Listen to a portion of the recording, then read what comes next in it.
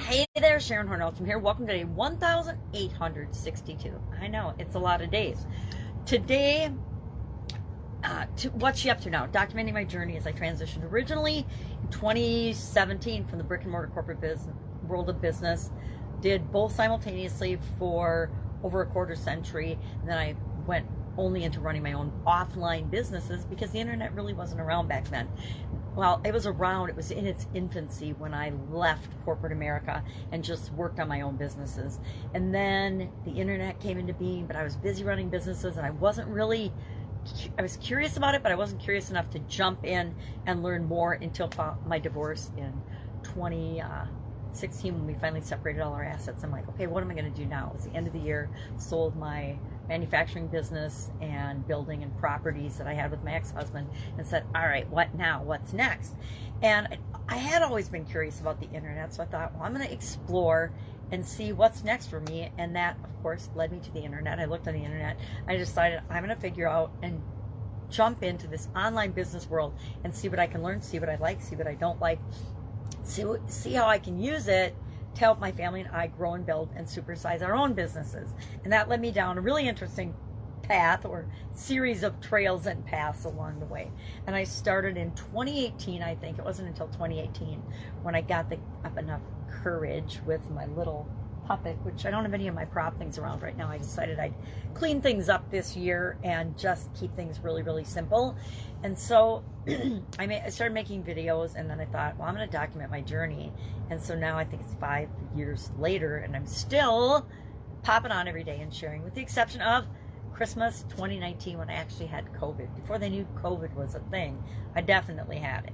So what do I do? Every day I produce a couple of pieces of content, primarily to keep me going during the pandemic. I started doing, and I'd been doing challenges, but I started doing a series of every other month 30-day plus challenges. And we did what was called the Get Up and Go challenge. And then simultaneously, I had been doing an annual challenge of my own every day for like the last 5 or 6 years. I think this is our 6th year in a row of doing an annual challenge where we hop on every day, we talk about a topic, and then we have one little action item related to that topic to do every day. And last year, it's had a theme every year. I started doing it when I got these little, and I don't have one handy, journal books up at our cabin. And one was do one thing every day that scares you. Do one thing every day that makes you happy. Do one thing every day that about love. One was about love. So those were kind of my themes for the first few years.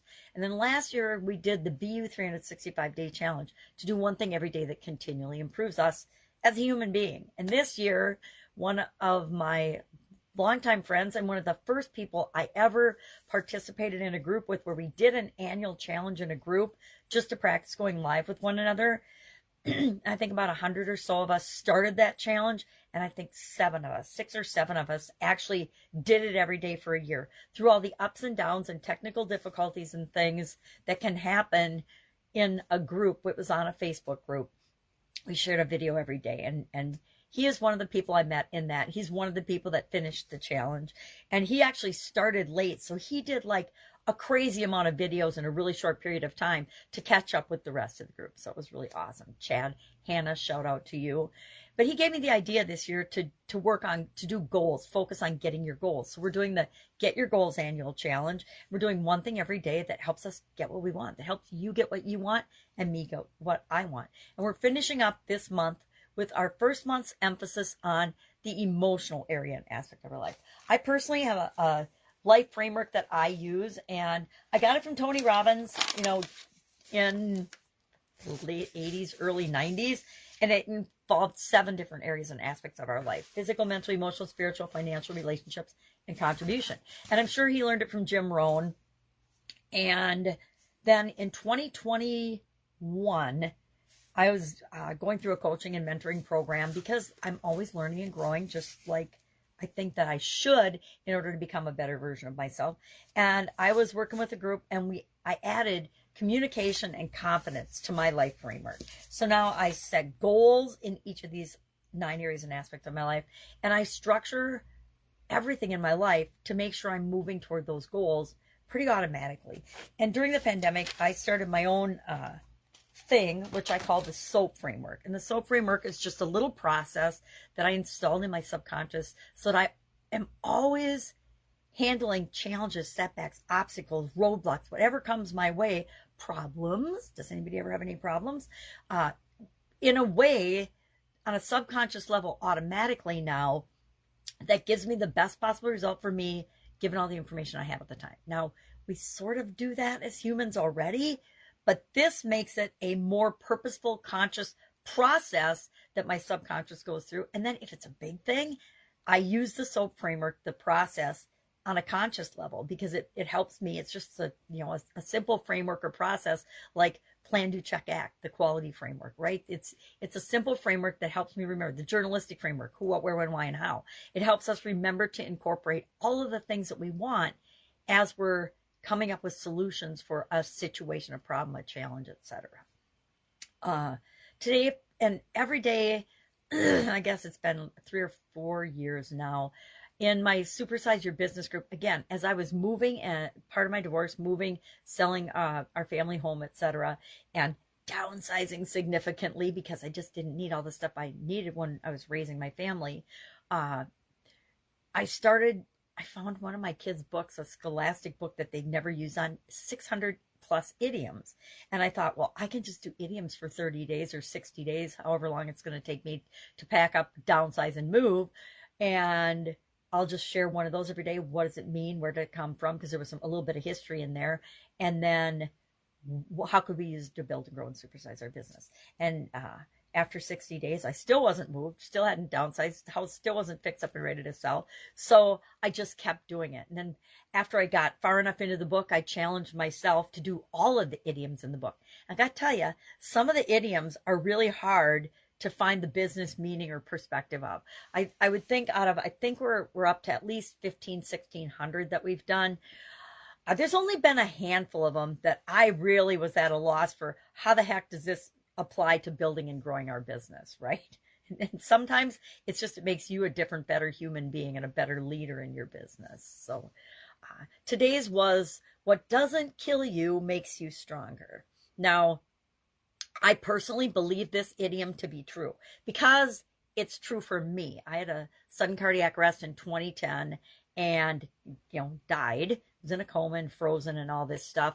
And then when I woke up and was revived, I was one of the very few fortunate people that came out of that event with, very little physical or mental damage. A lot of times people aren't found soon enough, so they have brain damage and things, or organ damage. And I didn't have any of that because I happened to go down in one of my businesses, and one of the people there knew CPR. So as soon as I went down, he almost stepped on me. He started to do CPR and had someone call 911. And I don't know the rest. I was passed out and gone for. So it's just stuff that people have told me. But sounds like it was a very interesting event.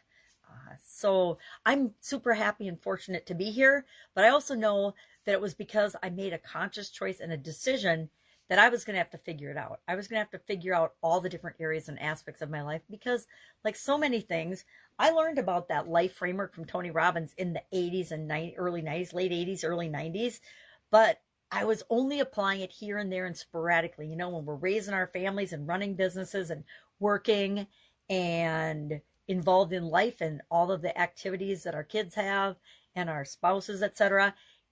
We get busy and we forget, moms especially and grandmas, to take care of ourselves.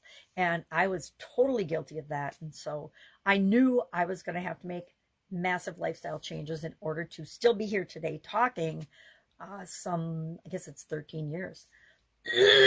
13 years past my event this fall. So a dozen years. I'm happy for a dozen years. This year I will be having some heart surgery to replace my Iron Man, my daughter calls it. It's my internal cardiac device, which basically is just like an insurance policy. If something happens, it'll kick me, and it has kicked me twice in one day once when I was trying to run. Let's be honest. I wasn't much of a runner in my youth, and I certainly shouldn't have been a runner when I was, 51 years old, 52 years old. So I learned that lesson. Lessons we have to learn the hard way. I think we talked about that yesterday. So that's it. I'm hanging out with my granddaughters today. If I can help you in any way, please ask. My daughter just had her second girl, and so I'm just here helping her out so her husband could go back to work. Anything you need, ask. I like to be a resource, you know, with, yikes, 27 plus businesses offline. And before I came online, I've lost count. Lots of things I might not know the answer to, but I can definitely point you in the right direction. All right, have an awesome day, and I'll, of course, be with you tomorrow.